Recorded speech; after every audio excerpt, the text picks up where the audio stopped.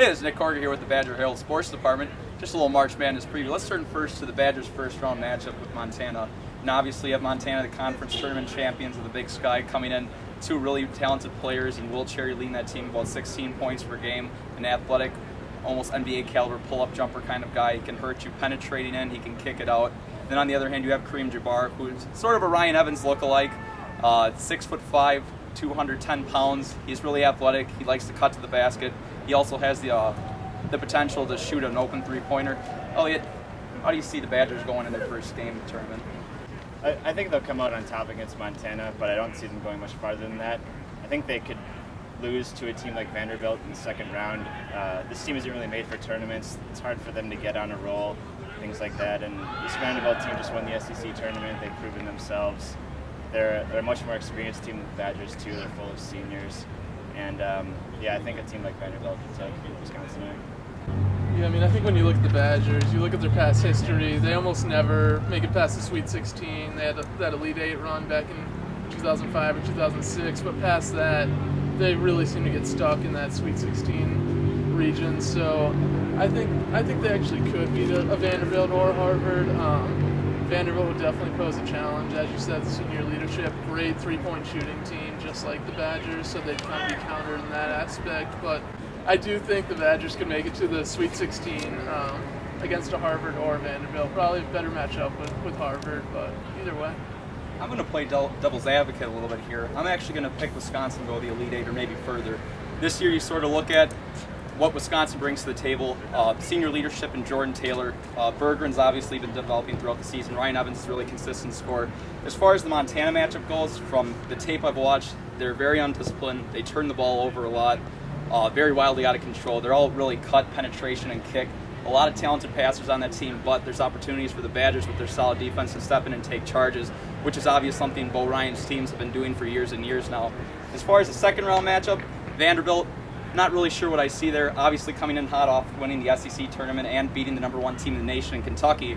But traditionally, Vanderbilt has laid some huge eggs in the tournament. Early round exits, being high seeds. You never know what Vanderbilt team is going to show up.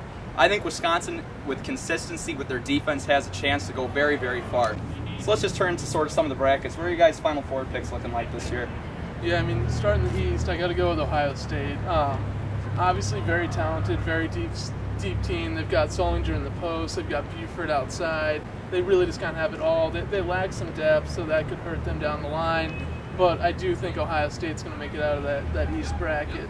And then once you look at the West, it's back to the Big Ten with Michigan State. Tom Izzo, 6 Final Fours in his tenure. He absolutely knows how to get it done in the tournament. He makes it. That's where he makes his name, is in the tournament.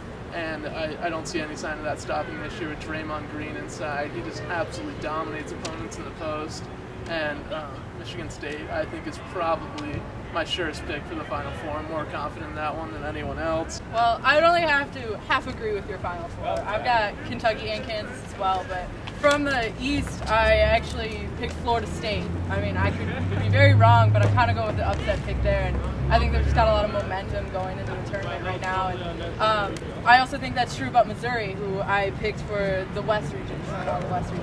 I do have Michigan State in the Elite 8 against them, but I just think that Missouri is going to be able to pull it out, just make something out of that Michigan State spot. So just wrapping it up, what do you think is the biggest thing for Wisconsin? What's going to be the deciding factor moving in this tournament? What's going to be that potential factor that makes of the Badgers either win a game, lose a game, go far, lose in the first round?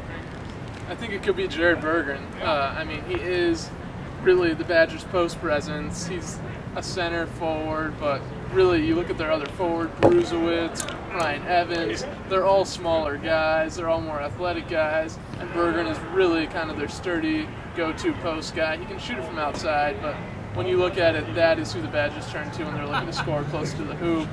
And you look at some of the matchups the Badgers are going to have to face at some point, whether it's in the first round or the Sweet 16, and you have to have a solid post presence.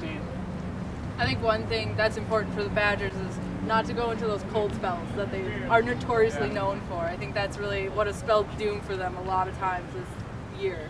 And so I think they just need to stay consistent and really take command of the game, kind of like we saw against Indiana in the Big Ten tournament. That was great to see. It was great to see a Badger team just doing so well and looking so good. So I think that'll definitely be something pretty important, along with Berger's play and obviously the leadership of Jordan Taylor.